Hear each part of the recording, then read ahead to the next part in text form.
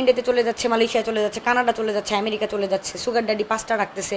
আমার পরিচিত অনেকে আছে, নাম না জানা অনেকে আছে, এটা তো সবাই জানে।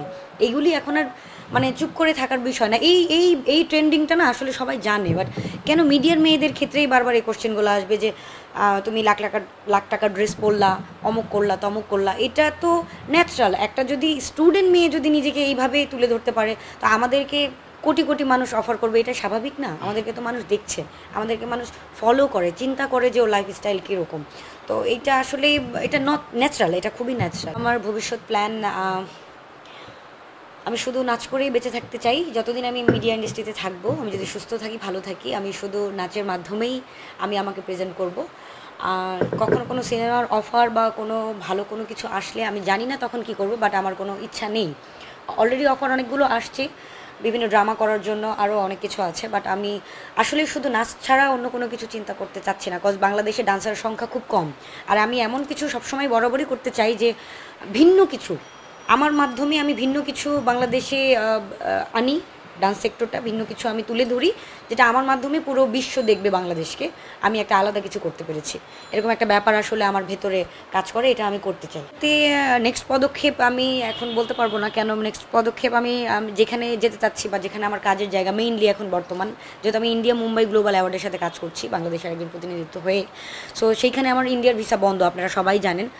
আমি ওইখানে যেতে পারছি না। আমার নেক্সট পদক্ষেপ আসলে বলতে আমি বলেই দিই, নেক্সট পদক্ষেপ হচ্ছে আমি ওইখানে যাব, আমি আরও ভালো কিছু শিখবো।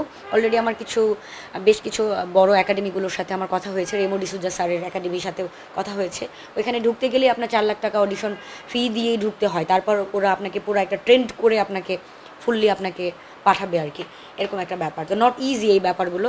তো আমার একটু টাইম লাগবে নিজেকে আরও সুন্দরভাবে প্রেজেন্ট করার জন্য। এরপর আমি আসলে আমার ব্যাপারগুলো সবাই দেখতে পাবে, আমি মুখে কিছু বলতে চাই না। আমার যে অভিজ্ঞতাগুলো আসলে একটা ইন্টারভিউতে এক জীবনের এত কথা 10টা কান্ট্রির অভিজ্ঞতা আমি কিভাবে বলি।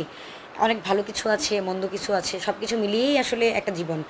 সো যারা নতুন আসবে তাদেরকে আমি বলবো, অনেকে আমাকে ফোন দেয়, আমার এলাকা থেকেও অনেক ফোন আসে যারা গ্রামে থাকে, আপু আমাকে নিয়ে যাও ঢাকায়, আমি ডান্স করতে চাই, তোমার মতো হইতে চাই।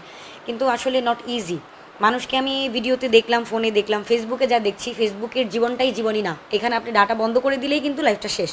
সো এর বাইরে যে স্ট্রাগল আছে, এর বাইরে যে শেখার একটা বিষয় আছে, যে শিখে যদি আমি মিডিয়াতে আসি আমার লাইনটা খুব সহজ হবে। সেক্ষেত্রে আমাকে কোনো ডিরেক্টর বা প্রডিউসার আমাকে কোনো বাজে অফার করবে না, আমাকে অন্য নজরে দেখবে না।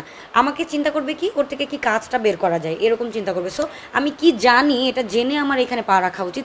আর যারা না জেনে আসে ভিউয়ার্স পাওয়ার জন্য, এই যে টিকটক করে হাবিজাবি করে চলে আসছে, আপনি ভালোভাবে জিজ্ঞেস করেন এইটা কেন, নাচের এই যে এই জিনিসটাকে কি বলে, এটা হচ্ছে মুদ্রাক্ষ, এটা অংশমু, এই বিষয়গুলো আপনি জিজ্ঞেস করেন, এটা আমি বলতে পারবো, কারণ আমি খাতা কলমে শিখে আসছি, ওরা কিন্তু জানে না। আমি ওদের হেও করে কথা বলছি না, বাট এই যে যারা তোমরা ভিউয়ার্স পাওয়ার জন্য যা খুশি তাই করতেছো, এটা আসলে এটার কোনো কেরিয়ার নেই, এটা কিছুদিন পর এটা অফও হয়ে যাবে।